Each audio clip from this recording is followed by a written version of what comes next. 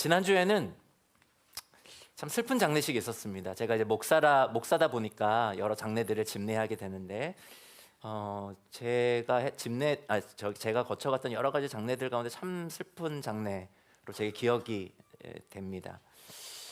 저희 교회도 그 몇 번 오셨던 북한에서 남한으로 오신 우리 북향민 우리 고 호태강 형제님의 장례식이었어요.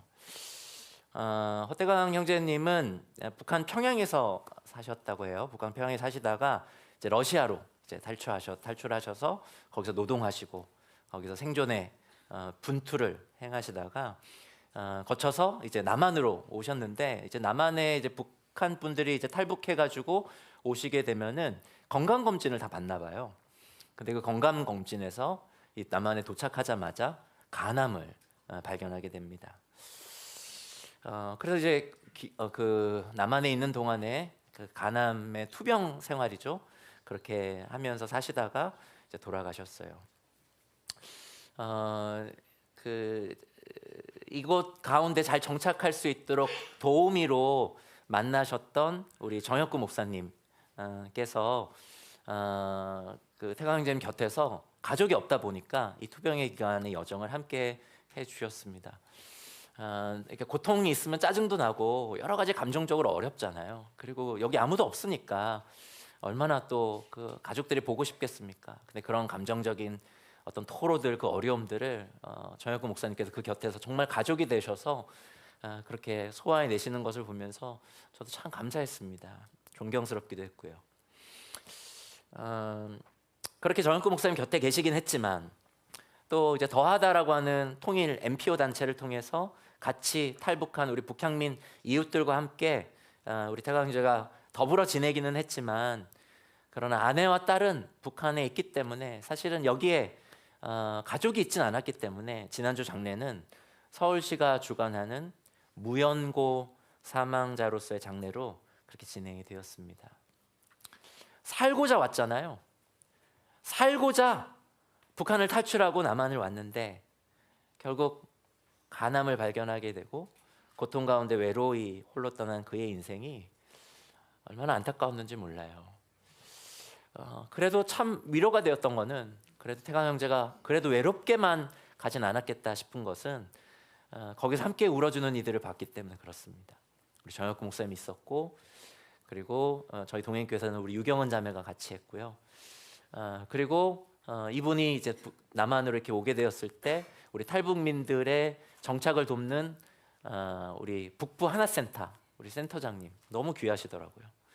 그런 분들이 정말 마음을 다해서 이분을 이렇게 돕고 같이 이 여정을 함께 해왔구나, 그들의 눈물을 보면서 저도 위로를 많이 얻었습니다.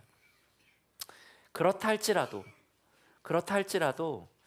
가족들을 다 북한 땅에 두고 홀로 외로이 가난과 싸웠던 그의 인생은 얼마나 고통으로 가득했을까, 얼마나 고난으로 가득했을까 싶었습니다. 여러분들은 어떠세요? 제가 다 알지는 못하지만, 모르긴 몰라도 지금 함께 예배를 드리고 있는 여러분 각자에게도 크고 작은 삶의 고통들이 있으실 것입니다. 그럼 그런 질문 들지 않으세요? 하나님께서 우리를 사랑하신다고 하시면서, 그런 하나님은 지금도 살아계신다고 하시면서 왜 우리의 삶에는 이렇게 고통이 끊이지 않는 겁니까, 하나님? 제가 지난주 수요일 날 한 전화를 받았어요.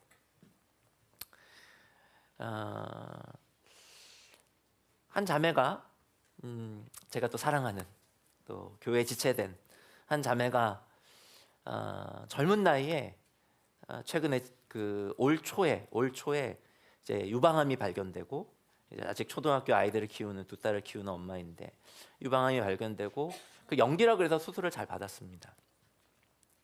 근데 이제 수술 결과가 지난주에 나왔는데 전이가 됐다라고는 결과를 받은 거예요. 그래서 외치는 거죠. 하나님이 계시다면서요. 하나님은 저에게 관심이 있으신 거예요. 지난달에 나들목 양평교회에서 말씀을 전해달라는 갑작스런 요청을 받고 어떤 말씀을 나눌까 하다가, 제가 2020년에 그때 나들목 동행교회 초기 초기 때 그때 전했던 룻기의 말씀을 같이 나눴습니다. 이 말씀을 같이 나누면서 저도 룻기의 말씀이 더 깊어지게 묵상이 되더라고요.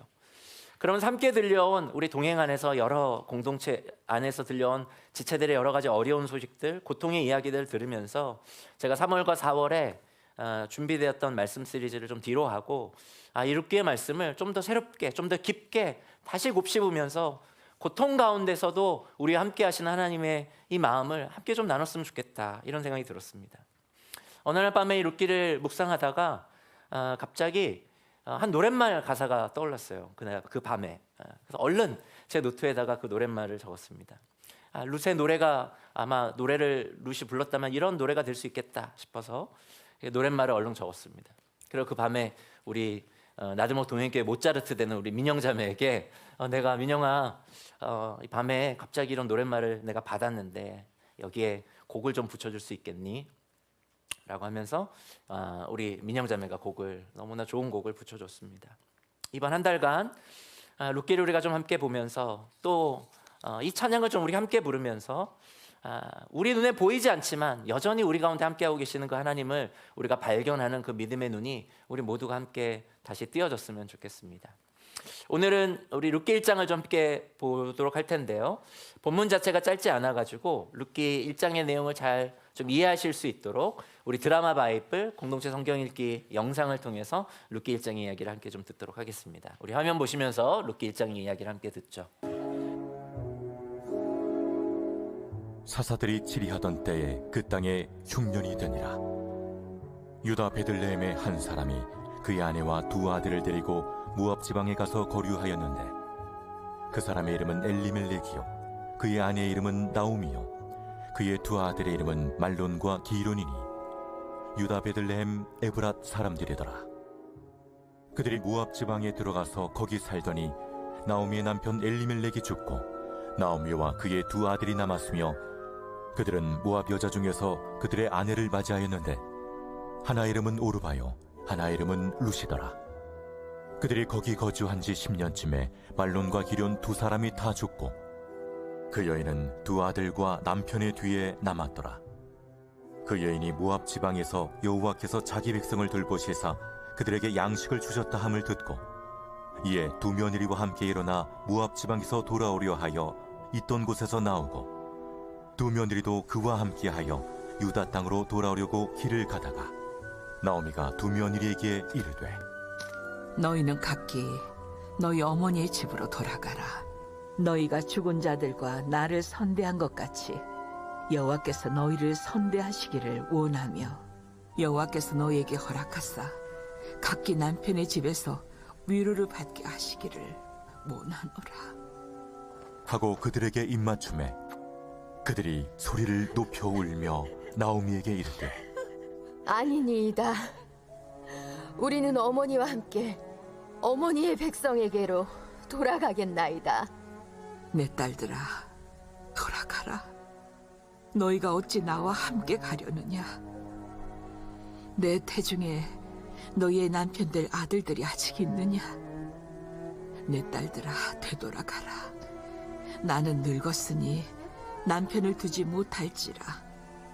가령 내가 소망이 있다고 말한다든지 오늘 밤에 남편을 두어 아들들을 낳는다 하더라도 너희가 어찌 그들이 자라기를 기다리겠으며 어찌 남편 없이 지내겠다고 결심하겠느냐? 내 딸들아, 그렇지 아니하니라. 여호와의 손이 나를 치셨으므로 나는 너희로 말미암아 더욱 마음이 아프도다. 그들이 소리를 높여 다시 울더니 오르바는 그의 시어머니에게 입맞추되 룻은 그를 붙쫓았더라. 나오미가 또 이르되 보라, 내 동서는 그의 백성과 그의 신들에게로 돌아가나니 너도 너의 동서를 따라 돌아가라. 하니 룻이 이르되 내게 어머니를 떠나며 어머니를 따르지 말고 돌아가라 강건하지 마옵소서. 어머니께서 가시는 곳에 나도 가고 어머니께서 머무시는 곳에서 나도 머물겠나이다. 어머니의 백성이 나의 백성이 되고 어머니의 하나님이 나의 하나님이 되시리니 어머니께서 죽으시는 곳에서 나도 죽어 거기 묻힐 것이라.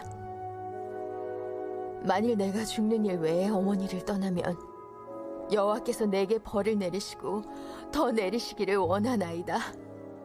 나오미가 룻이 자기와 함께 가기로 굳게 결심함을 보고 그에게 말하기를 그치니라. 이에 그 두 사람이 베들레헴까지 갔더라. 베들레헴에 이를 때 온 성읍이 그들로 말미암아 떠들며 이르기를 얘가 나오미냐? 나를 나옴이라 부르지 말고 나를 마라라 부르라. 이는 전능자가 나를 심히 괴롭게 하셨음이니라. 내가 풍족하게 나갔더니 여호와께서 내게 비어 돌아오게 하셨느니라. 여호와께서 나를 징벌하셨고 전능자가 나를 괴롭게 하셨거늘 너희가 어찌 나를 나옴이라 부르느냐? 하니라.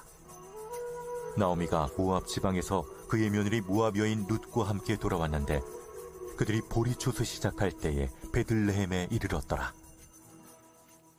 아멘. 여러분들이 방금 읽은 이 룻기의 지역적인 배경은 예수님의 고향으로 유명한 어디죠? 베들레헴입니다. 1절에 보면은 그 땅에 흉년이 들었다 이렇게 기록하고 있어요. 당시 고대사였기 때문에 흉년이 들면 정말 먹을 것이 바닥났습니다. 사람들은 어쩌면 그 기근을 그대로 두면 죽어나가야 되는 그런 비극을 마주했을지 몰라요. 근데 이 베들레헴이라고 하는 이 지역, 이 도시, 이 도성의 이름의 뜻이 우리말로 번역하면 뭔지 아세요? 빵집입니다. 맞아요, 빵집. 근데 그 이름에 걸맞지 않게 빵집에 빵이 떨어져 버린 거예요. 빵이 없는 겁니다. 여러분, 빵집에 빵이 없으면 사람들 어떻게 합니까? 그 빵집 찾습니까? 다 떠나죠. 뭐 뒤도 안 돌아봅니다. 마찬가지로 사람들이 이 먹을 것이 떨어져 버린 이 베들레헴에 점점 그 지역을 떠나기 시작했을 거예요. 나오미의 가족도 마찬가지였던 것 같아요. 남편 엘리멜렉과 함께 나오미가 두 아들을 데리고 이제 모압 땅으로 이민을 떠나게 됩니다. 근데 왜 이 나오미와 이 그의 남편 엘리멜렉이 이 모압 땅으로 갔을까요? 지도를 보면은 이 모압 땅이 꽤 멀거든요. 베들레헴의 바로 뭐 옆 동네가 아니었습니다. 산을 넘고 강을 건너야 되는 그런 땅이었어요. 나오미와 엘리멜렉이 이 모압의 어느 지역에 이렇게 거하게 됐는지 우리는 정확히 알 수는 없지만 아마도 이 모압 지대가 그래도 먹을 것이 있다는 소문이 났었던 것 같아요. 왜냐하면 모압 지대는 대체로 고원지대였고 거기에는 이제 목축이 꽤 유명했기 때문에 이 농산물이 다 기근 속에서 다 이렇게 사라졌다 할지라도 거기 가면 좀 먹을 것이 있을 것이다 이런 소문이 났던 것 같아요. 그래서 잠시 기근을 피해서 이 모압 땅으로 이주하기로 결심을 하고 이제 그 땅으로 간 것일 것입니다. 근데 거기에서 이 나오미에게 비극이 일어납니다. 남편 엘리멜렉이 그 땅에서 죽은 거예요. 이런 좀 더 나은 삶을 위해서 뭐 미국이나 호주나 뭐 뉴질랜드 우리가 이민을 갔는데 거기에서 터를 잡고 사는 게 얼마나 어렵습니까? 그런데 거기에서 배우자가 죽은 거예요. 사랑하는 남편, 이 가족을 이끌었던 리더가 갑자기 세상을 떠난 것입니다. 근데 설상가상으로요, 얼마 지나지 않아서 두 아들마저 다 세상을 떠나게 됩니다. 여러분, 이 상상이 되세요? 이 고통이? 이게 얼마나 큰 비극인지 여러분 가늠이 되십니까? 저는 상상이 잘 안 돼요. 뭐 갑자기 아내가 죽거나 제 자녀들이 죽었다? 상상이 안 돼, 그 고통을 제가 감내할 수 있을지. 그냥 오늘날 현실 속에서도, 오늘날 현대 사회에서도 이러한 고통은 비극일 텐데, 당시 사회에서는 남편을 잃었다, 거기 아들들마저 다 잃었다, 장성한 아들들을 다 잃었다, 그 여자만 남았다라고 하는 거는 그냥 가족들을 잃었다라고 하는 상실의 슬픔 정도만이 아니었습니다. 왜냐하면 당시는 극단적인 남성 중심적인 고대 사회였거든요. 가족에 남자가 없다, 과부는 그냥 사회적인 그 나락으로 쉽게 떨어지는 그러한 고대 사회였습니다. 여성들은 어떠한 법적 권리도 없었고요, 어떤 재산권을 가질 수도 없었습니다. 심지어요, 그래서 남성이 없다, 그리고 어떤 홀로 된 여성이 있다, 그래서 누군가가 그 여성을 학대하잖아요. 그러면 그 여성을 학대한 가해자인 남성을 처벌하지 않았던 사회가 당시 사회였습니다. 고대 사회에서 남성으로부터 보호받지 못하는 여성은 학대를 당한 게 일수였고 폭행을 당해도 전혀 보호받지 못하는, 심지어 성매매의 대상이 되는 경우도 흔했다고 해요. 때문에 나오미와 이 두 며느리가 지금 처한 현실은 남편을 잃고 남편들을 잃고 그리고 아들들을 잃은 그런 가족을 상실한, 어쩌면 제정신으로 살 수 없는 그런 고통 가운데 있는 것뿐만이 아니라 사회적으로도 이제는 완전히 나락으로 떨어지게 되는 그런 비극의 상태에 놓여진 것입니다. 나오미가 당연히 자기의 이 고통을 뭐라고 해석할까요? 이건 내가 하나님의 저주를 받은 것이 분명해. 어떻게 남편을 잃은 것뿐만 아니라 아들들까지 다 죽지? 그렇게 여겨도 어쩌면 이상하지 않을 만큼 지금 나오미가 겪고 있는 이 고통은 하나님의 심판과 저주를 받은 것이라고 이 룻기를 읽는 성경 해석자들도 많이 해석했습니다. 왜냐하면 저도 아까 기다리지 못했잖아요. 믿음으로 이게 나올 게 분명, 룻기 1장에 나올 게 분명히 했는데 믿음이 없어가지고 여러분과 함께 읽자 그랬잖아요. 나오미도 마찬가지라는 거예요. 하나님의 약속의 땅 그 베들레헴에 믿음으로 기다려야지. 왜 구약에 많은 이스라엘 백성들이 과거 했던 것처럼 이집트로 갔던 것처럼 그렇게 먹을 것을 찾아 믿음 없이 그렇게 인내하지 못하고 그렇게 모압 땅으로 가니, 이방 땅으로 가니, 지금 하나님께서 나오미를, 엘리멜렉을 저주하고 심판하는 것이다, 이렇게 해석하는 사람들도 있습니다. 근데 아니에요. 룻기는 나오미의 고통을 그렇게 보고 있지 않아요. 제가 괜히 그렇게 말씀드린 게 아닙니다. 6절을 보시면요, 6절을 보면 나오미가 베들레헴의 흉년이 끝났다는 소식을 듣게 되는데 룻기의 이 기술이 좀 특이합니다. 그냥 베들레헴의 흉년이 끝났다라고 기록하지 않아요. 베들레헴의 흉년이 끝난 원인을 룻기가 우리에게 알려주고 있습니다. 단서를 주고 있어요. 개역 성경에서는 베들레헴의 흉년이 끝난 원인을 뭐라고 기록하고 있죠? 여호와께서 자기 백성을 돌보셨기 때문이다. 그러니까 베들레헴의 흉년이 끝난 원인을 얼핏 보면 이제는 그 베들레헴에 있는 당신의 백성들을 하나님이 돌보셨기 때문에 흉년을 멈추신 거구나, 이렇게 읽히는데, 새 번역에서는 주님께서 역시 백성을 돌보셔서 이렇게 번역했기 때문에 그렇게 읽히는데, 사실 이 구절을 직역하면요, 주님께서 자기 백성을 방문하셔서 라고 직역할 수 있습니다. 정확히 의미는 그거예요. 즉 하나님께서 지금 베들레헴을 떠나셨다가 다시 돌아왔기 때문에 흉년이 끝났다, 이게 룻기가 우리에게 알려주는 바입니다. 즉 나오미와 그녀의 가족이 베들레헴을 떠나기 전에 베들레헴을 떠난 분이 있었다는 거예요. 먼저 누가 떠났다는 거예요? 하나님이 먼저 떠났다는 거예요. 그렇기 때문에 나오미와 엘리멜렉이 베들레헴을 떠났다는 이유로 심판을 받거나 저주를 받았다고 하는 해석은 옳지가 않습니다. 타당하지가 않아요. 왜냐하면 하나님이 떠났는데 뭐. 근데 6절에서 그 하나님 베들레헴으로 다시 돌아왔다는 거예요. 그래서 나오미도 다시 베들레헴으로 돌아가려고 하는 것입니다. 즉 룻기는요, 지금 베들레헴의 흉년을 단순한 기후 현상으로 보지 않는 거예요. 하나님의 떠나심 때문에 흉년이 들었다는 것입니다. 그럼 하나님께서는 왜 당신의 백성들이 베들레헴을 떠나셨을까요? 룻기의 지역적인 배경은 베들레헴이었지만 룻기의 시대적인 배경은 사사시대였습니다. 사사시대는 어떤 시대예요? 그 시대를 요약한 성경 구절이 룻기 바로 앞절에 기록되어 있어요. 우리 다 함께 사사기 21장 25절을 한번 같이 한번 읽어볼까요? 여러분이 한번 읽어주세요. 개역 성경으로 읽겠습니다. 시작. 그때에 이스라엘에 왕이 없으므로 룻이 살아갔던 사사시대는 자기의 소견과 뜻대로 행하는 정말 자기중심적 죄로 가득한 시대였습니다. 사람들에게 하나님의 말씀은요, 그냥 종교 지침이었어요.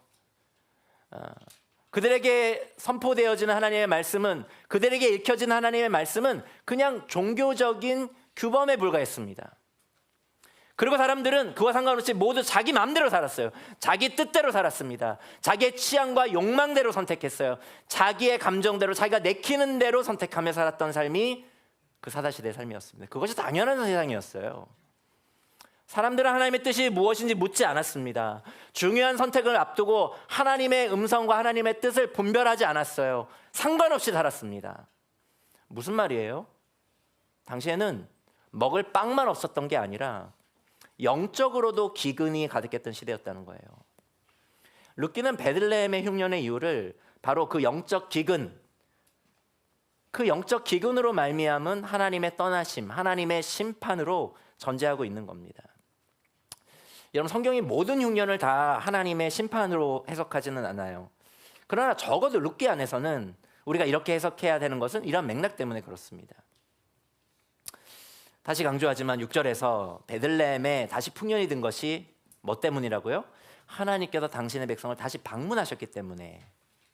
그래서 우리는 베들레헴의 흉년을 하나님의 떠나심, 하나님의 심판으로 해석할 수 있는 겁니다. 그렇기 때문에 우리가 이제 뭔가 그림이 그려지죠.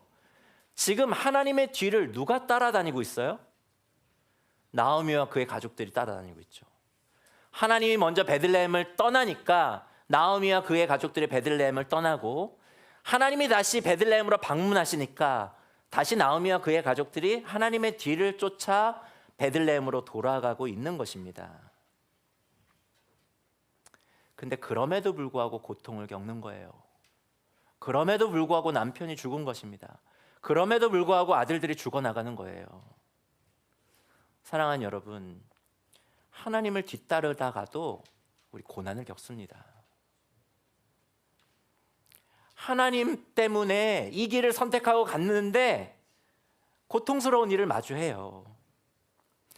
물론 이 세상의 거의 대부분의 고통과 고난은 우리의 잘못들이 여러 복잡한 인간관계들을 통해서 우리에게 오는 경우가 많아요. 우리는 그거 잘 성찰해야 되겠지만, 그러나 적지 않은 경우 우리가 겪는 고통과 고난은 하나님을 신실하게 따르는 자의 삶의 과정에서도 오는 것입니다. 나오미가 그 고통을 지금 겪고 있는 거예요. 어쨌든 나오미는 이제 다시 하나님께서 돌아오신 베들레헴으로 돌아갑니다. 자기는 이제 결심했어요. 베들레헴으로 돌아가기로. 근데 베들레헴으로 가는 길에 나오미가 결심합니다. 그러나 두 며느리는 내가 다시 모압 땅으로 보내자, 이렇게 결심해요. 그리고 그 며느리들을 모압 땅으로 보내려고 엄청 애를 씁니다. 나오미가 정말 이 며느리들을 딸처럼 사랑했던 것이 분명해요. 우리 여기 며느리 후보생들 계신가요? 우리 동행의 며느리 후보생들은 나중에 이 나오미와 같은 시어머니를 만나게 되실 것을 축복합니다. 네. 우리 여기 있는 시어머니들은 우리 나오미 같은 시어머니가 되시길 축복해요. 아멘, 아멘, 아멘. 이 나오미가 얼마나 며느리 사랑했는지 13절 보면 이 며느리들을 뭐라고 부릅니까? 내 딸들아, 이렇게 불러요.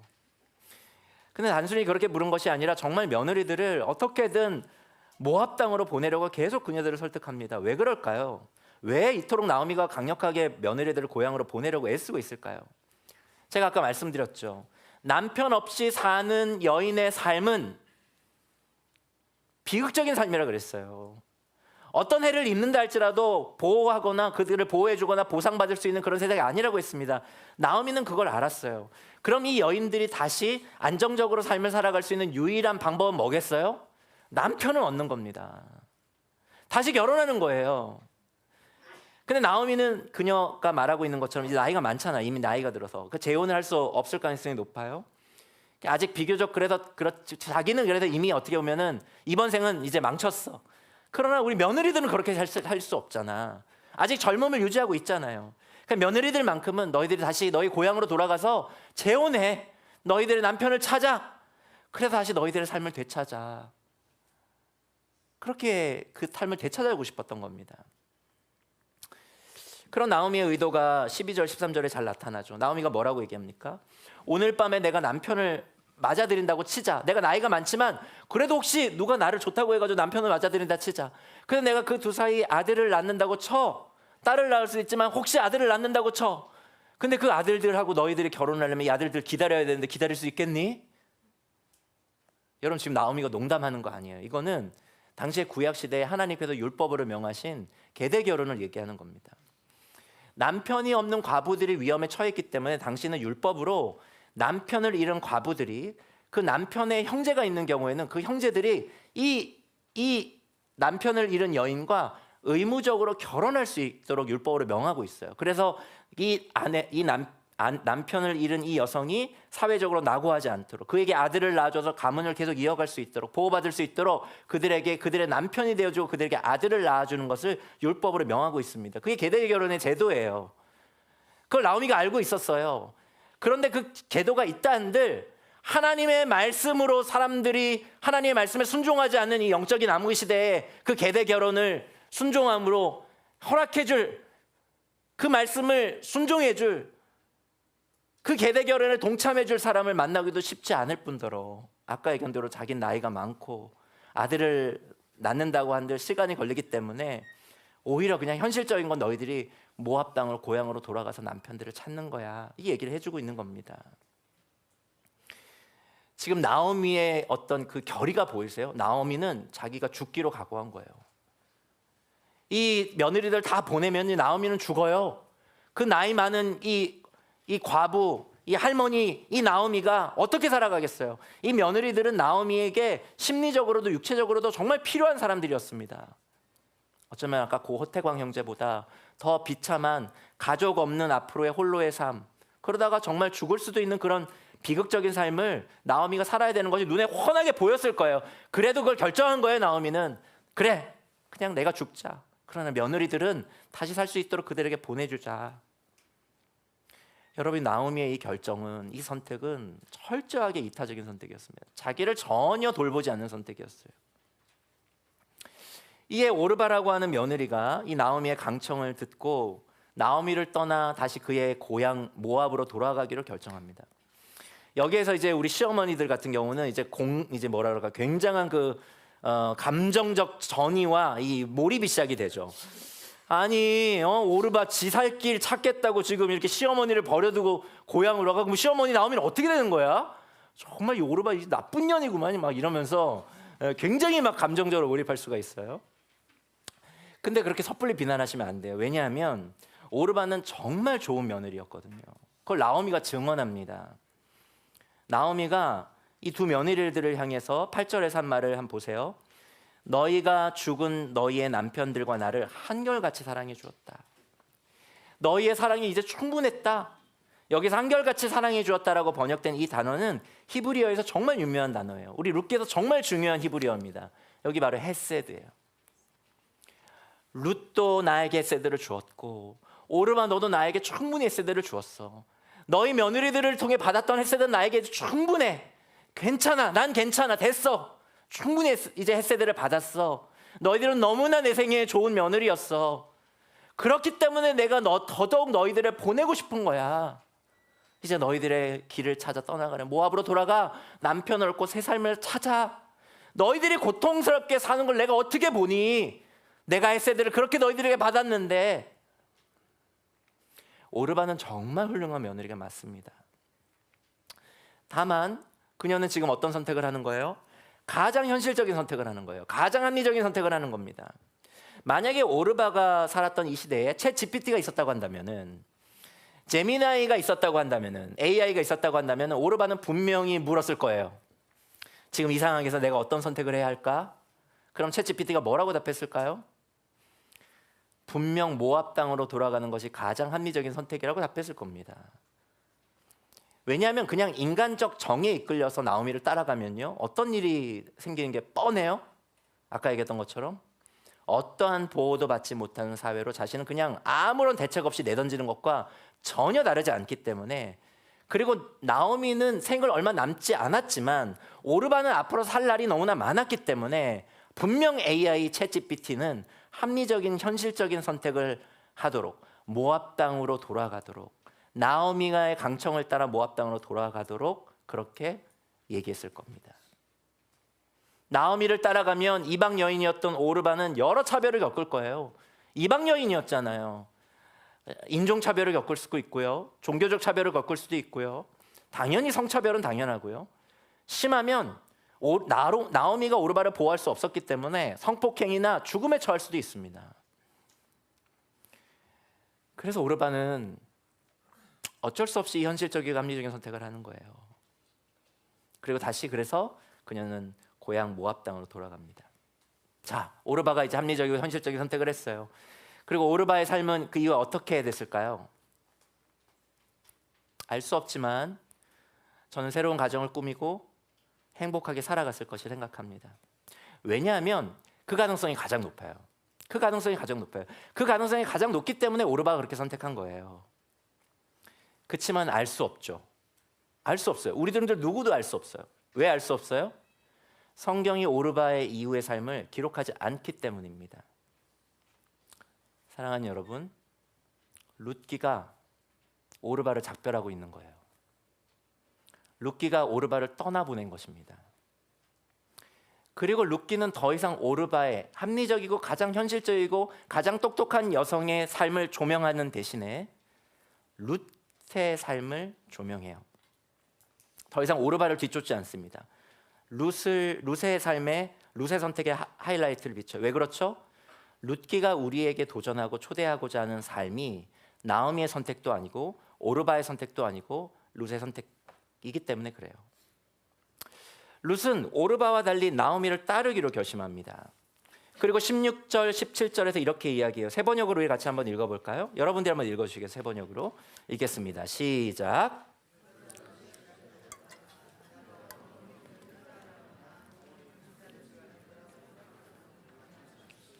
어머님이 가시는 곳에 나도 가고 어머님이 머무르시는 곳에 나도 머무르겠습니다. 어머님의 결례가 내 결례이고 어머님의 하나님이 내 하나님입니다. 어머님이 숨을 거두시는 곳에서 나도 죽고 그곳에 나도 묻히겠습니다. 죽음이 어머님과 나를 떼어놓기 전에 내가 어머님을 떠난다면 주님께서 나에게 벌을 내리시고 또 더 내리신다 해도 달게 받겠습니다. 걔도 방주하지만 룻이 그녀의 시어머니 나오미를 따른다고 하는 것은 자살행위와 다르지 않아요. 너무나 무모한 선택이었습니다. 때문에 나오미는 한사코 며느리들을 그녀들의 고향으로 돌려보내려고 했던 것이죠. 근데 오르바는 나오미의 뜻대로 매우 현실적이고 합리적인 선택을 했다고 했어요. 그러나 룻은 그러지를 않습니다. 너무나 무모한 선택을 강행해요. 그건 누가 보아도 무모한 선택입니다. 만약에 하나님이 계시지 않는다면 말이죠. 나오미와 오르바의 선택은 결코 나쁜 선택이 아니에요. 룻기도 나오미와 오르바의 선택을 비난하지 않습니다. 맞아요? 나쁜 선택이 아니에요. 어떤 의미에서 그들은 박수받아야 할 당시의 매우 상식적인 선택입니다. 하지만 그럼에도 불구하고 룻기가 그들의 선택을 우리에게 본받도록 제시하지 않고 있고 오히려 룻의 선택을 조명하는 이유는 오르바도 나오미도 그들의 중요한 삶의 선택에서 하나님을 계산해 넣고 있지 않기 때문에 그래요.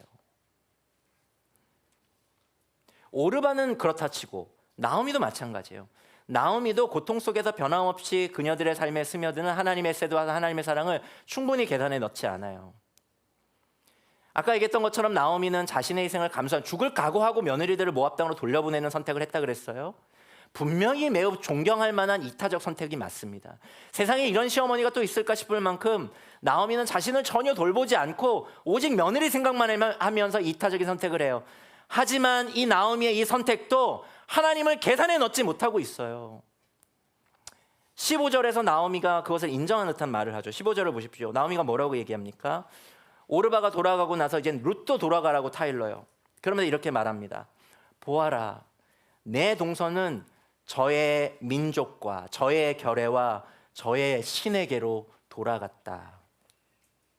나오미도 알았어요.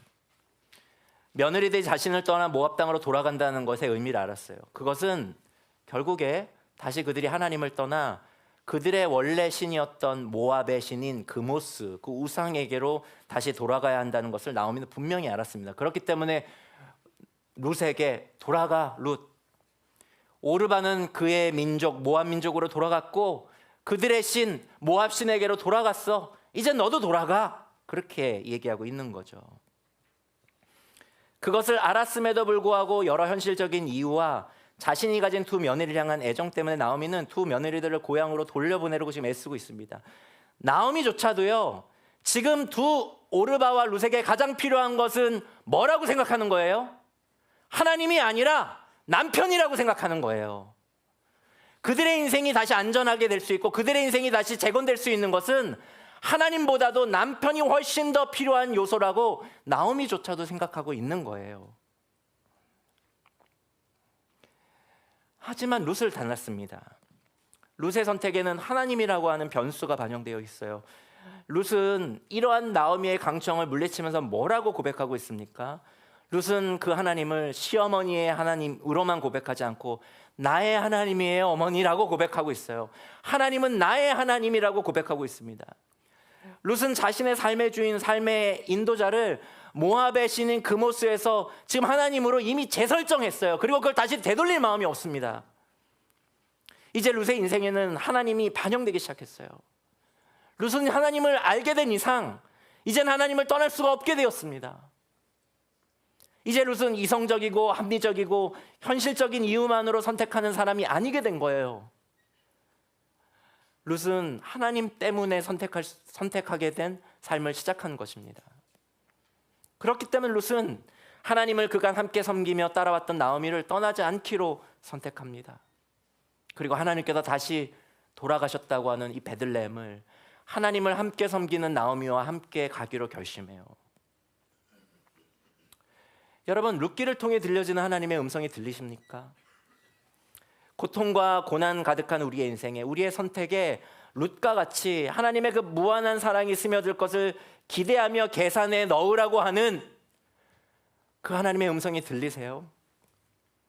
오르바의 현실적이고 합리적인 선택을 넘어서 나오미의 심지어 이타적이고 너무나 존경할 만한 이런 이타적인 선택을 넘어서 룻이 하고 있는 이 믿음의 선택, 하나님을 각주 달고 하나님을 주석 다는 이 선택을 하라고 하는 이 룻기의 이 도전이, 이 초대가 여러분 들리십니까?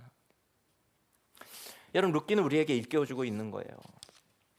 하나님의 우리를 향한 사랑을 아는 자들은요, 믿는 자들은요, 하나님을 전혀 알지 못하는 자들과는 전혀 다른 삶의 선택을 할 수 있는 사람들이라고 하는 것을 우리에게 일깨워주고 있는 것입니다.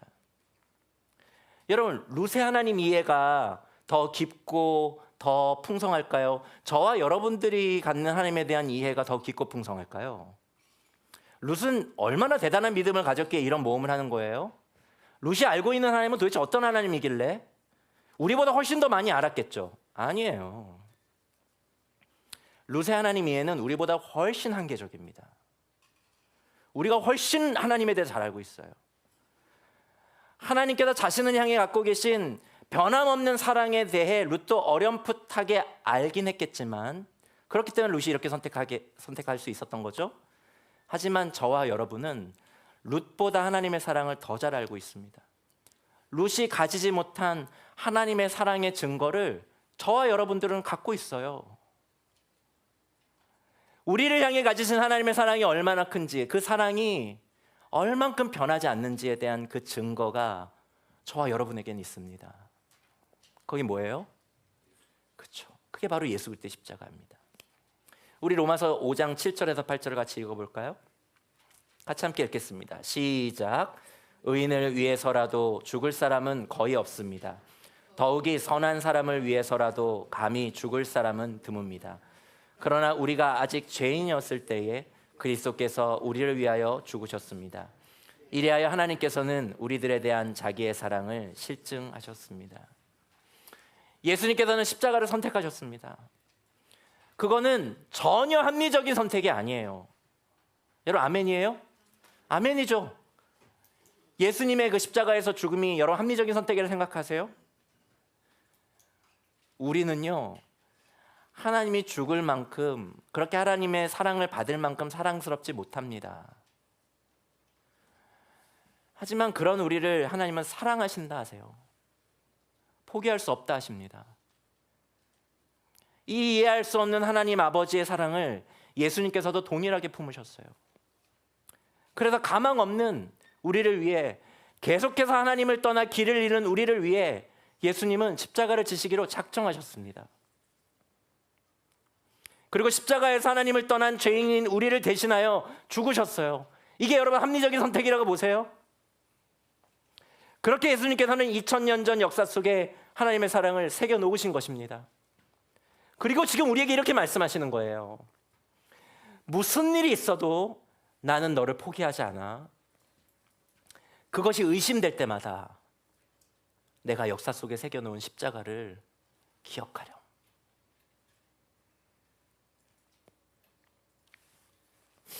룻은 역사 속에 새겨진 예수 그리스도의 십자가의 사랑을 아직 겪지 못했습니다.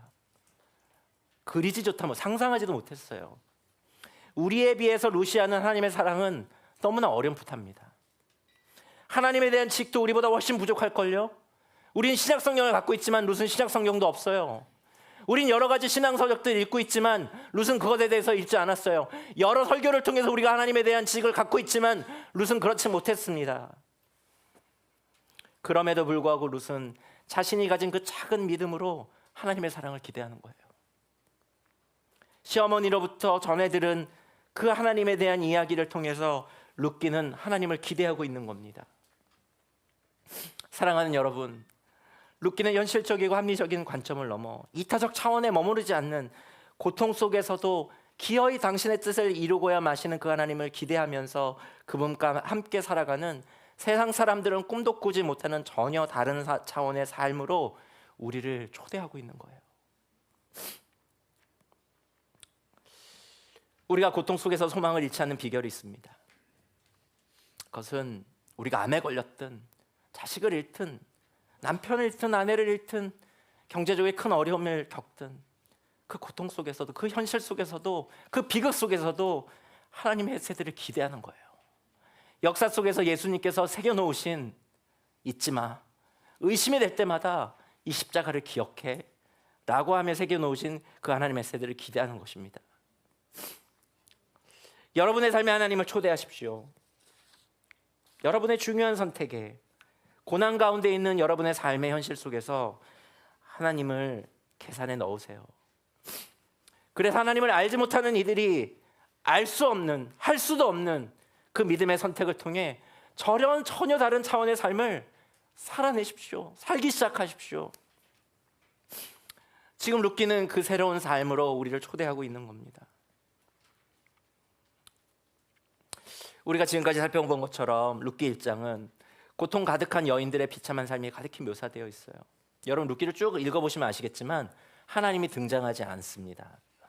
하나님이 없어요.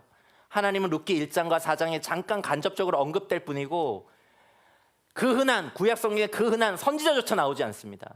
하나님이 이런 말씀하셨다 이런 거 없어요. 여러분 룻기 뒤져보세요. 하나님이 종적을 감춰버렸습니다. 하나님은 도대체 뭘 하고 계신 걸까요? 지금 나오미의 눈에도 하나님이 보이지 않는 것입니다.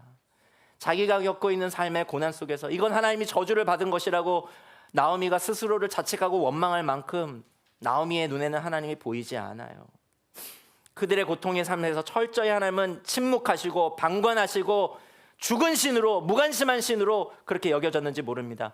어쩌면 나오미가 그렇게 하나님이 보이지 않았기 때문에, 그래서 하나님에 대한 신앙이 너무나 사그라들어서 회의감에 가득했기 때문에 룻에게 룻 정신 똑바로 차려, 너에게 필요한 거는 남편이야 라고 하면서 모압 땅으로 그가 돌려보냈는지도 모릅니다. 우리도 그렇게 혹시 살고 있지는 않나요? 정신 똑바로 차려, 신앙은 신앙이야. 그리고 삶의 현실은 냉혹해. 정신 똑바로 차려. 애들 교육 그렇게 시켜서 안 돼. 너의 미래 준비 그렇게 해서는 안 돼. 정신 똑바로 차려. 너에게 필요한 건 남편이야. 그 가운데 우리 외치죠. 하나님이 있기는 어디 있단 말입니까? 하나님이 살아계시다고요? 그러면 내 삶의 이 고통은 무엇입니까? 내가 수없이 드렸던 그 기도의 무응답은 도대체 어떻게 설명할 수 있나요? 고통 가득한 룻기 1장에서도 하나님 사라져버린 것 같습니다. 하나님 보이질 않아요. 근데 오늘 룻기 1장이 어떻게 끝나는지 아세요? 나오미가 모압 지방에서 그의 며느리 모압 여인 룻과 함께 돌아왔는데 그들이 보리 추수 시작할 때에 베들레헴에 이르렀더라. 마침 베들레헴에 이르렀던 그때가 마침 보리 추수 시작할 때라고 룻기는 기록하면서 1장을 끝맺고 있습니다. 우리가 다음 주일에 살펴보겠지만 이 절묘한 보리 추수했다라고 하는 이 절묘한 시기로 인해 룻과 나오미의 인생에는 놀라운 만남이 시작돼요. 우연을 가장한 하나님의 섭리를 경험하게 됩니다. 사랑하는 여러분, 제가 이 말씀을 근거해 자신 있게 말씀드려요. 고통의 때에 하나님은 사라진 것 같습니다. 그런데 그렇지 않다고요. 우리가 느끼지 못하고 감각하지 못할 뿐입니다. 하나님은 지금 뭐 하고 계세요? 보리 추수의 때를 기다리고 있는 거예요. 하나님의 때를 기다리고 계신 거예요. 다만 보이지 않고 우리가 감각하지 못할 뿐입니다. 그 살아계신 하나님이 지금 저와 여러분의 곁에 계십니다. 아멘. 이 시간 이 말씀을 우리 곱씹어 보면서 우리 1분 정도 침묵으로 하나님 앞에 머물도록 하겠습니다.